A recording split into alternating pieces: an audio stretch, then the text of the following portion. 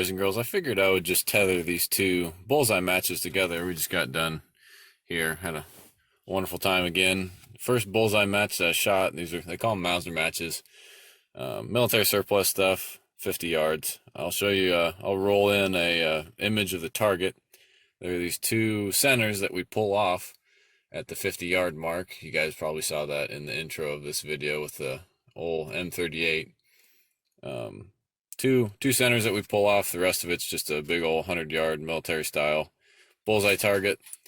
And basically every string is 20 rounds, 10 on one, 10 on the other. You go score your target, and they usually do 4 or 5 heats. I can only afford to shoot 3. I mean, it's if you're buying factory ammo, that's $60 worth of ammo. But anyway, well, yeah, $60 worth of ammo. I hand load it, so I'll make it for about half that, but that's still a lot for me right now, being the current situation. But anyway, this is the first target I shot with Gertrude, the 1896-11 Swiss rifle. Just trying to figure out my dope. You can see that one's hitting a little bit low. A lot of these guys have spotting scopes out here. I don't have mine because I really don't care that much. I'm far from the best. These guys shoot out of the 2 targets. You're basically going to get a total max of 200 points. I usually shoot in the 160s and the 170s. On a good string, I'll shoot a 180 something. But these guys are shooting like 190s with multiple X's, and we'll talk about the X here real soon. But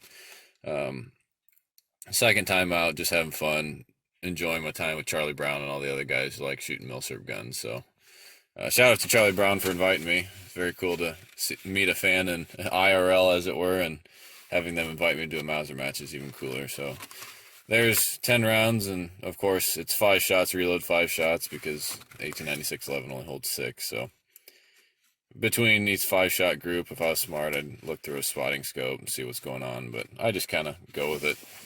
And then actually, you know what, I did use Charlie Brown's spotting scope on this one, and I saw it was hitting low, so I went from aiming below the black dot to just at the very bottom of black dot. Now you can see they're going high. So that's trying to explain to people that bullets don't fly in a laser beam straight line is kind of hard the first time, but once you get ballistics done, you kind of figure it out. So that, and the shooter obviously tends to change things a little bit. And then there's my third target. That wasn't bad. You can see there's a 182 total score. So that's a really good score for me. Got 2 in the X, and not too bad there. Target number 4, shooting a little bit low to the right. I don't know why I shoot this gun to the right. The sights are pretty much on. You guys saw me shoot this thing at 300 yards. So, I mean, it gets really heavy. This long barrel, I can imagine it's starting to dip, and it's going to favor away from my body. So that's probably what's happening. I'm probably getting tired. And then the last 2 targets, what I like to do is I just call it the speed round. I basically shoot as fast as I can, and you get 20 minutes per string. So you get 20 minutes to shoot 20 shots, which is an obnoxious amount of time. But for a bullseye match, it makes sense. You know, you kind of want to really refine the sights and get a good trigger pull. But I got a 186. So, I mean, I'm an action shooter. I don't like building up all that tension. And I got a 1X there and 1X there right in the center, but it's 166. So not so great on that target, but usually I can shoot in the 170s. But the 180s are really good, and the 190s are awesome. I don't know if I did that today or not. Let's look at the M38 targets now, but that's basically how it works. I usually shoot 3 strings, 20 rounds each string, and you get a handicap and all that stuff, but this is just a winter sport for me, waiting for USPSA to start, because, you know, snow makes it hard to shoot USPSA outside. So let's look at the M38 targets.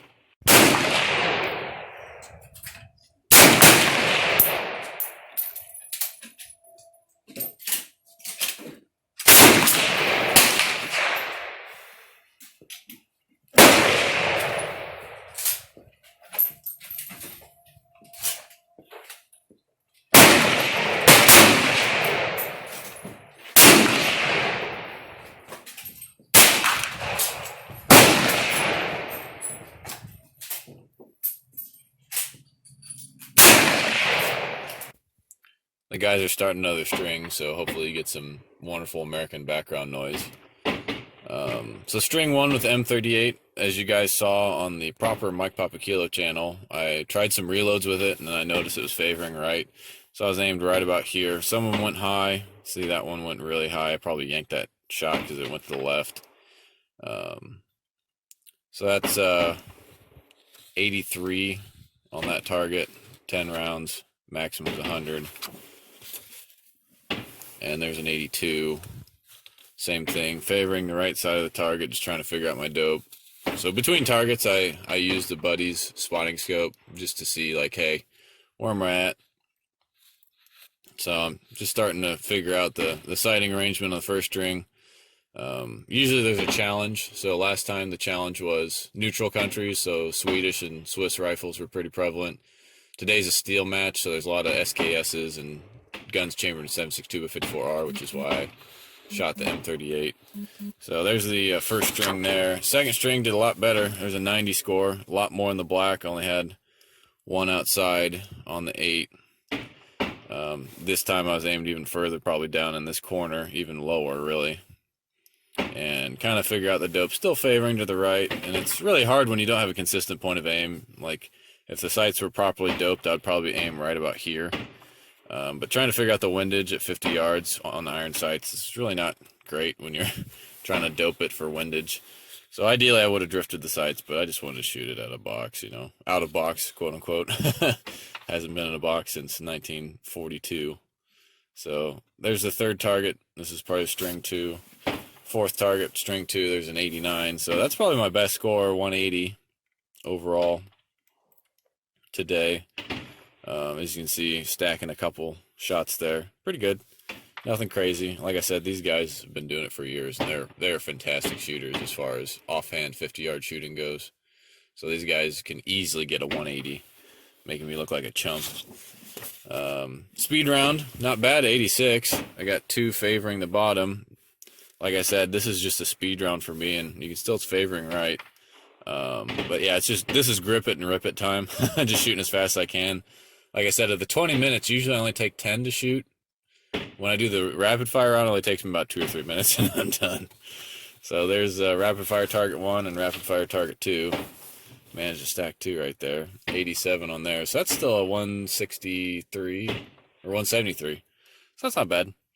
But I just like to challenge myself. Like I said, I'm an action shooter. I like shooting 3-gun and USPSA. So I want to challenge myself. And I think this accumulative score of the last string was better than the first one because I actually know what my dope was. So that's bullseye shooting, boys and girls. It's not too terribly exciting to watch, obviously, but it is a fun thing to do. It's a fun thing to do in the winter, especially.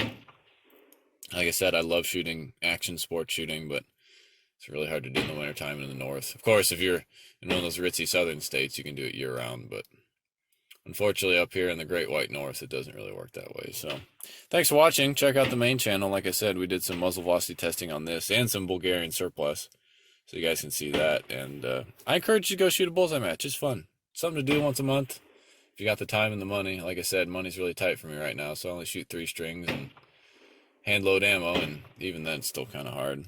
So do what you can and do what you love. That's basically how it works. Thanks. Big thanks to Charlie Brown for inviting me. This is a blast. So once again, thanks for watching. Check out all of our sponsors down below and check out the main channel. Bye.